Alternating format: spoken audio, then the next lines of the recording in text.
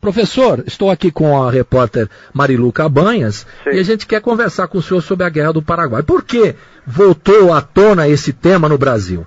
Alguns documentos do Brasil estão sendo discutidos, né? Muitos documentos sigilosos e várias matérias, articulistas estão citando a importância da abertura desses arquivos da Guerra do Paraguai.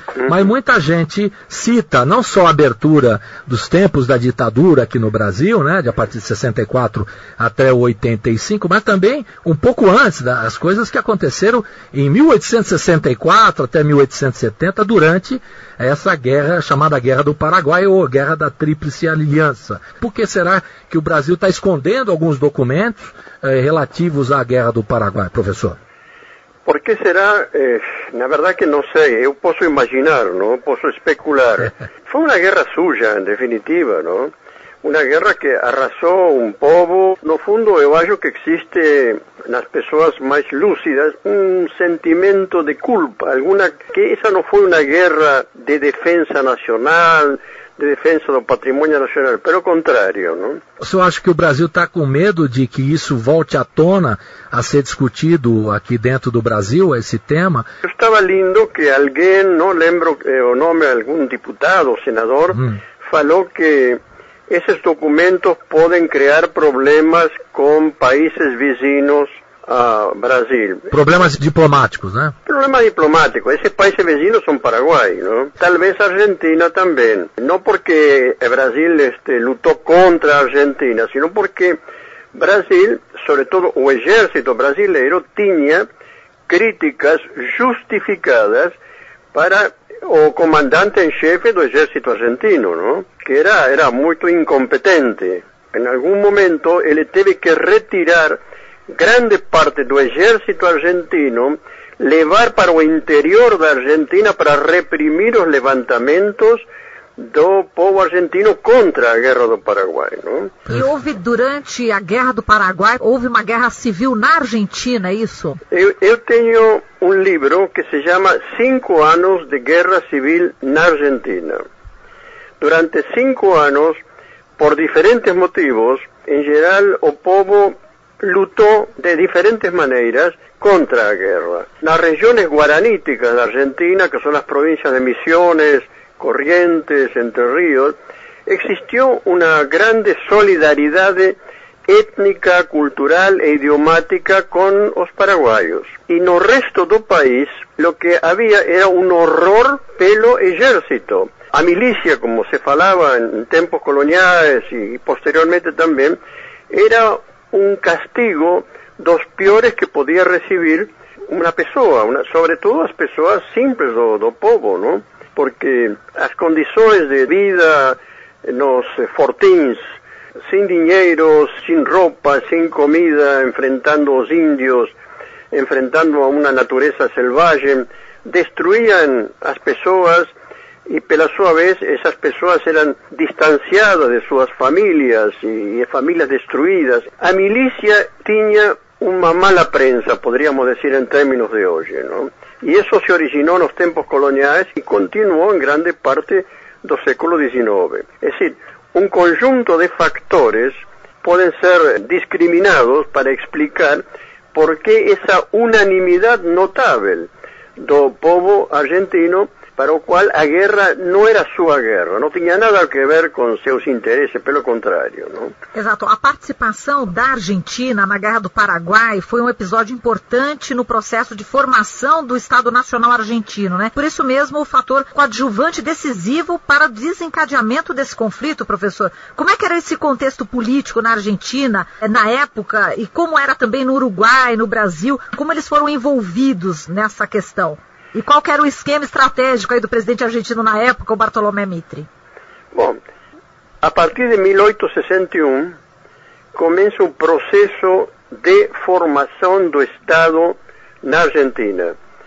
Esse processo vai tentar impor a dominação da burguesia mercantil e terrateniente de Buenos Aires, da cidade de Buenos Aires, da província de Buenos Aires, sobre o resto do país. O segundo acto foi promover na República Oriental do Uruguai um movimento subversivo para derrubar Partido Blanco, que ainda existe hoje, considerado pela gobernança de Buenos Aires como um partido hostil aos interesses e aos propósitos e às políticas de Buenos Aires. E foi quando vai intervir Brasil, mandar um exército, invadir Uruguai e junto com o exército de Venancio Flores acabar com o governo Blanco. Terceiro, acabar com Paraguai. Por vários motivos. Primeiro porque o temor de la dirigencia de Buenos Aires era que Paraguai pudesse servir de apoio aos enemigos do mitrismo. Es decir, os antiguos federais que eran leales a Urquiza na antiga Confederación Argentina. Y existía otro factor también para terminar con o sistema paraguayo, que era a preponderancia absoluta do Estado na economía. Eso constituía un desafío a teoría y a práctica do liberalismo económico que en aquella época, como ainda en los días actuales, exigía que o Estado fosse una sorte de vigia e não muito mais que isso, deixar a economia liberada às forças do mercado. Acontece que no Paraguai, por uma série de fenômenos históricos, o Estado controlava o comércio interior, controlava o comércio exterior, era o grande proprietário territorial depois de ter expropriado os grandes latifúndios aos antigos donos que venían dos tempos coloniais, e entregado essas terras aos camponeses guaranis, ao povo guarani em uma palavra. E professor, como era esse modelo de governo do Paraguai? Bom, era um modelo que contrariava os propósitos e os interesses não só da Argentina, sino fundamentalmente de la Gran Bretaña, que era a potência mundial dominante e que estava desenvolvendo lo que eu chamo o sistema mundial. O sistema mundial era a reformulação das estruturas interiores dos diferentes países aonde chegava o poder britânico, de maneira de acondicionar a elas para aceitar, recibir e interiorizar o capital britânico, o capital inglês. E precisamente aí, lá onde o Estado y un sentimiento de gran autonomía que se desenvolve en el Paraguay a partir de Gaspar Rodríguez de Francia, eran contradictorios con esos intereses.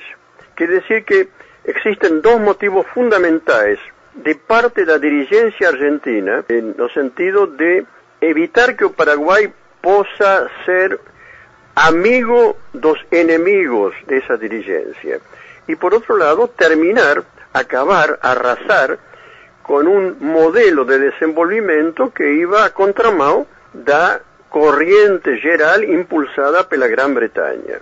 Quer dizer que essa política do Paraguai, de certa forma, assustava os outros países, é isso, professor?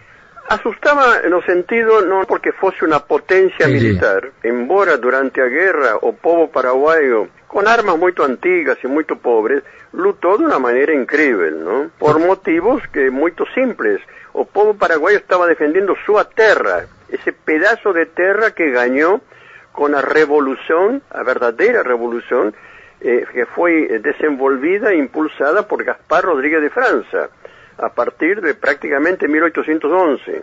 Até o próprio Duque de Caxias, o senhor falou, se surpreendeu aí com a capacidade de resistência paraguaia, não é isso, o Duque de Caxias mandou uma correspondência ao imperador dizendo de que ele não tinha uma explicação natural sobre essa valentia, esse fervor, essa defesa que estava fazendo o povo paraguaio, e ele acreditava que Solano López tinha algum dom sobrenatural. Lo que ele, Caxias, não entendeu, e sim entendeu um grande pensador argentino que naquele momento era favorável a Paraguai. Esse pensador se chamava Juan Bautista Alberdi. Ele dizia, os camponeses paraguaios são donos da terra que trabalham. Eles não têm que compartilhar o produto de seu trabalho com uma classe dominante por acima deles, como acontecia em quase todo o resto da América do antigo Império Espanhol. No momento atual, por exemplo, o ex-ministro da Secretaria dos Direitos Humanos, o Paulo Vanuc, está dizendo que não há argumento para segurar esses dados sobre a Guerra do Paraguai. Esse episódio histórico terminou em 1870, que deve ser aberto esses documentos, divulgação desses documentos, né, que o Brasil está avançando numa democracia, assim como o Paraguai, a Bolívia e os vizinhos, e não faz sentido manter esse sigilo. Porém, nós sabemos que no Brasil, o Exército Brasileiro tem como patrono o Duque de Caxias, que tem uma performance nessa guerra. Ele é protagonista, é um dos líderes do Brasil nessa guerra, e muita gente suspeita do comportamento dele, de certa forma, né? Pior que o Duque de Caxias foi o comportamento do príncipe Deu, o marido da princesa Isabel. A gente chama aqui o Conde Deu, né? O Conde Deu. Isso. Ele ocupou as instalações da fábrica de ferro de Ibicuí, que não era nenhuma coisa absolutamente excepcional, se exagerou muito. Simplesmente aí se fabricavam ferramentas de trabalho, arados para trabalhar a terra, etc. Ele ocupou, destruiu e inundou, desviou um riacho e praticamente cobriu de água, borrou do mapa essas instalações que eram, de alguma maneira, um símbolo de uma autonomia econômica do Paraguai. Eu acho que pior que Caxias foi Conde Deu. Isso que fez o Conde Deu, não? Se esses documentos vierem à tona, como a gente está batalhando aqui, né, no Brasil para isso, né, os direitos humanos, todas as entidades, os ONGs, se vier à tona, nós vamos mostrar essa realidade que o senhor está contando, por exemplo. Esse tipo de massacre, esse tipo de comportamento que vai ser uma coisa muito ruim para o brasileiro, né? Para o Brasil, de certa forma, essa página infeliz, né, professor? Ou não? Veja, aqui não se trata de que Brasil foi uma classe dominante, não foi o povo brasileiro. Foi uma classe dominante no Brasil, como foi uma classe dominante na Argentina, que levaram essa guerra com todos os seus horrores, etc. Não? Eu acho que nem os argentinos, nem os brasileiros temos que nos envergonhar, porque, es decir, lo que tenemos que assinalar es que as classes dominantes foram as responsáveis dos crimes. Agora, eso es lo que se trata de ocultar. Fue una verdadera aberración que, habiendo pasado ya, ¿cuántos? 120, 130, 140 años, ¿no? Da final da guerra, se esté ocultando documentos. En nome do quê? En nome de un falso nacionalismo. En nome de defender as aberrações cometidas por una clase dominante escravocrata. No era o Brasil. Eu faço essa distinção. O povo brasileiro foi, os famosos voluntários da pátria, foram levados também pela força. Não eram voluntários coisa nenhuma, né, professor? De nenhuma maneira. Nem no Brasil, nem na Argentina, nem os uruguaios eram voluntários da pátria. Foram levados pela força. Veja, eu vou contar uma anedota rapidamente. Por eu favor. tive uma alumna na PUC, na pós-graduação, uma moça negra muito inteligente, cujo nome e sobrenome era Neusa Solano López. Solano López. Olha. Assim é. Presidente do Paraguai na época. Ela era descendente de um negro brasileiro que sobreviveu à Guerra do Paraguai. Grande parte do exército. Brasil perdeu mais de 50.000 homens, dos quais uma parte considerável eram negros. Bueno, esse negro sobreviveu. Quando ele ficou livre, então, e quando ele teve que escolher um sobrenome, escolheu, fíjese a significação que isso tem, escolheu o nome do terrível inimigo Solano López. Curioso, né, professor? É curioso, mas é significativo, porque simbolicamente esse negro, de alguma maneira, representava a maneira de sentir de muitos negros e brancos e mestiços que foram levados pela força a uma guerra que não era a guerra deles, não? Professor, essa questão da participação da Inglaterra na Guerra do Paraguai, como é que o senhor vê? Parece que o senhor fez até um adendo ao seu livro, né, que foi lançado em 1968, mas foi reeditado há alguns anos. Queria que o senhor contasse. O senhor parece que não tem provas de que a Inglaterra tenha participado de forma direta, porém, o senhor diz que a Inglaterra não foi neutra nessa questão. Veja, um historiador brasileiro que vocês conhecem, Pedro Calmon, um historiador de outra geração, escreveu alguma vez: o ouro de Rothschild teve uma utilidade específica.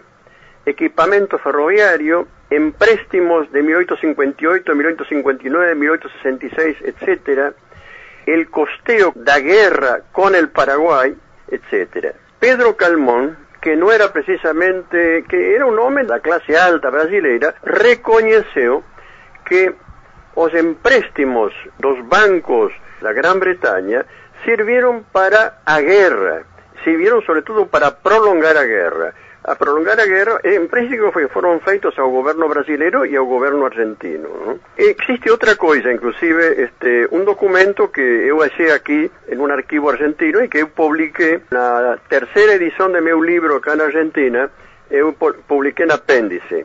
Um diplomático brasileiro em Londres, chamado Francisco Xavier da Costa Aguiar Andrade. Ao começo da guerra, 23 de março de 1865, dirige uma correspondência ao ministro das Relações Exteriores do Império, João Pedro Dias Vieira, e ele escreve o seguinte: note-se que Lord Russell, que era o ministro das Relações Exteriores da Grã-Bretanha, proibiu o contrabando de guerra para os beligerantes, es decir, todos os que estavam involucrados na guerra, mas menciona unicamente a proibição aos puertos dos rios da Plata, Paraná, Uruguai e Paraguai. Por esta declaração, continua o mesmo diplomático, estão facticamente excluídos os portos de Brasil no Atlântico. Si la omisión fue voluntaria, a neutralidade de Inglaterra es toda a nosso favor. Fecho as, ¿cómo se llama? Aspas. Aspas, exactamente. Ese es un texto que eu estou traduzindo com muito esforço para meu portunhol, não? Mas muito bem, professor. É muito significativo. Aqueles que querem negar a participação de Inglaterra realmente están indo en contra das provas fácticas. Acá no se trata de interpretaciones, se trata de fatos concretos. Todo o proceso de formación da Tríplice Alianza está acompañada día por día pelos diplomáticos ingleses en Montevideo y Buenos Aires. Os diplomáticos ingleses en Buenos Aires participan en actos públicos contra o Paraguay, prácticamente. Por otro lado, imaginar que a Gran Bretaña, potencia dominante, potencia colonial extendida sobre todos los continentes, con intereses mundiales, pudesse estar indiferente a aquello que acontecía no Prata, es realmente ignorar lo que es a grande política internacional. Es como imaginar que hoy los Estados Unidos, a grande potência de nossos dias, não se interessa por aquilo que acontece aqui no cone sul do continente. Os documentos aí na Argentina relativos à Guerra do Paraguai já foram todos abertos, já não são sigilosos como aqui no Brasil? Não, todos abertos, já faz muitos anos que estão. Eu consultei esses documentos. E antes que eu consultar esses documentos já tínhamos outros autores. Um coronel do exército, historiador, trabalhou sobre os aspectos militares da guerra e consultou esses documentos muito antes que eu, não? Agora, quando o Brasil abrir esses documentos, que nós estamos aqui nessa expectativa, só acho que a gente vai ter alguma informação nova, alguma coisa a ser revelada com relação a essa guerra? É provável, o mais provável é que as informações vão ser sobre fatos pontuais. Exato. Sobre coisas muito desagradáveis, produtos da guerra, não?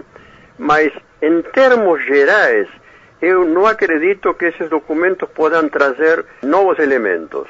O interesse da Grã-Bretanha em terminar com esse modelo paraguaio, que vai contra a corrente liberal que se está espalhando pelo mundo inteiro, esse é outro fato que vai continuar. Sem dúvida, se vai conhecer muitas coisas, fatos pontuais.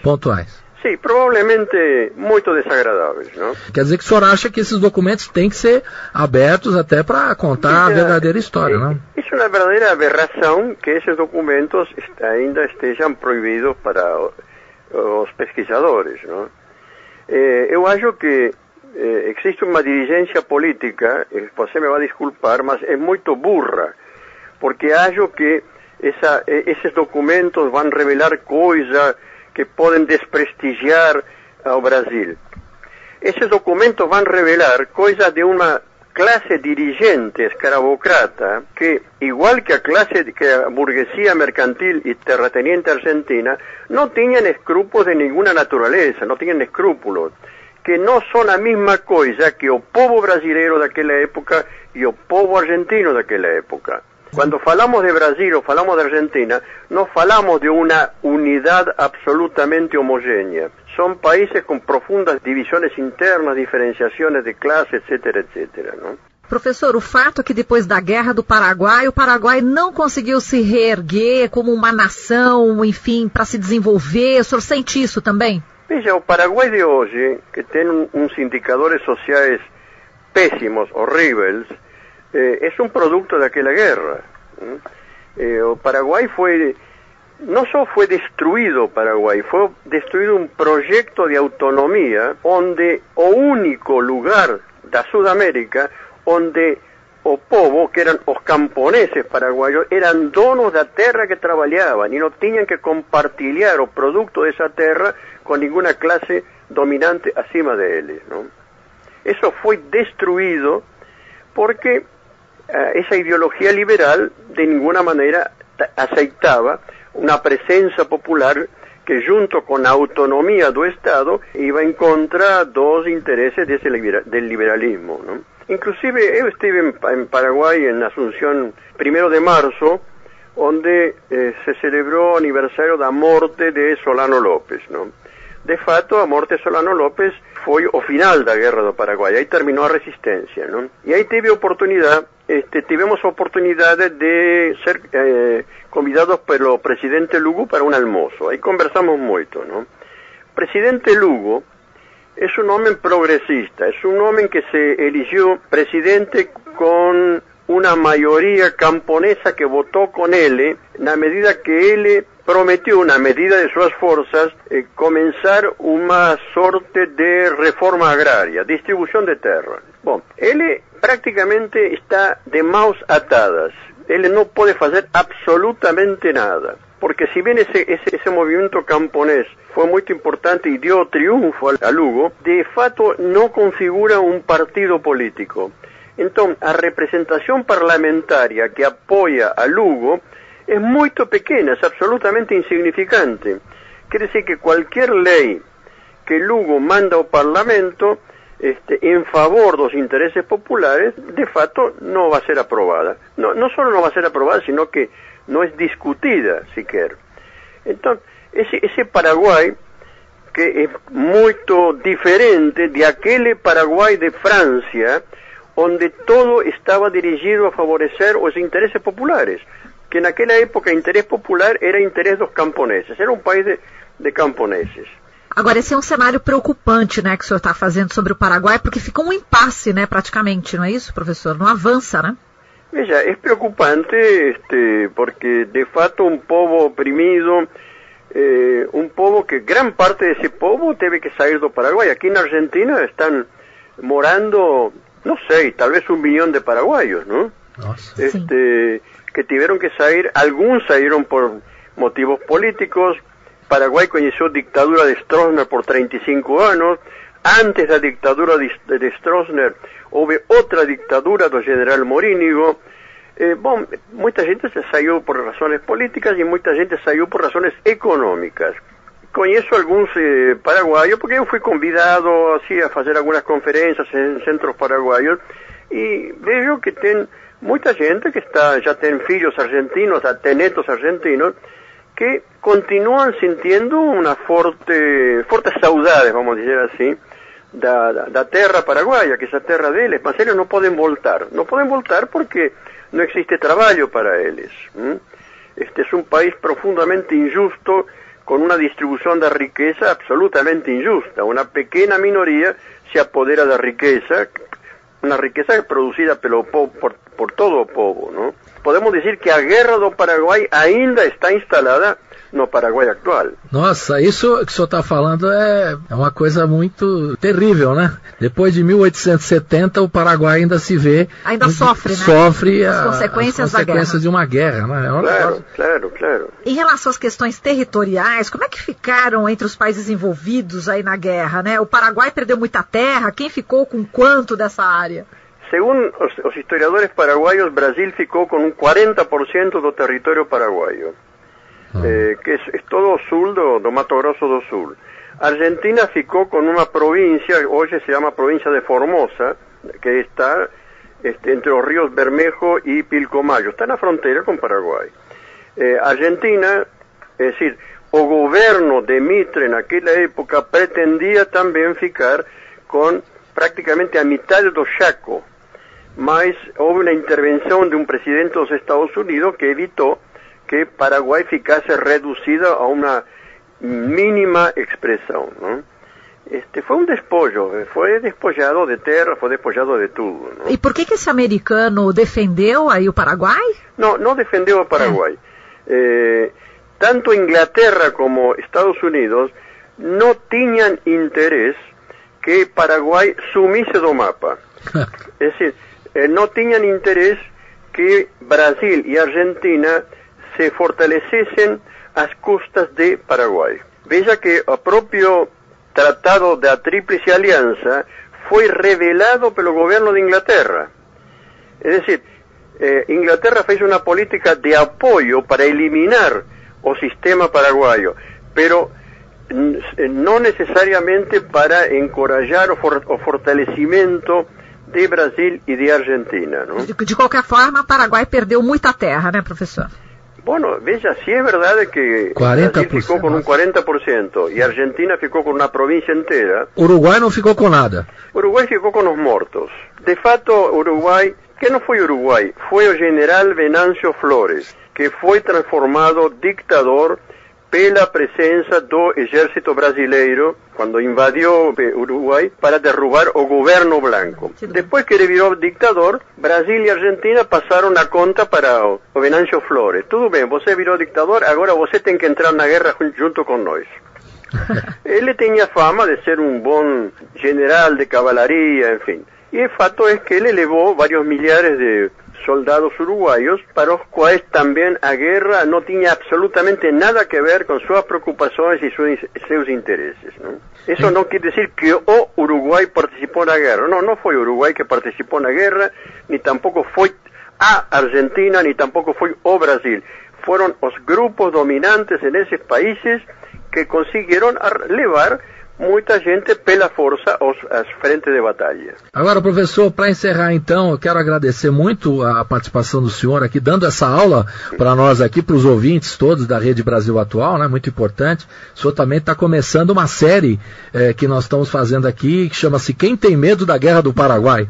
Exatamente, é o nome dessa série, e o senhor está abrindo essa série com muita competência, nos ajudando a entender melhor essa história e até a realidade de hoje do Paraguai. Né? Muito obrigado, bom dia para o senhor. Obrigado a você.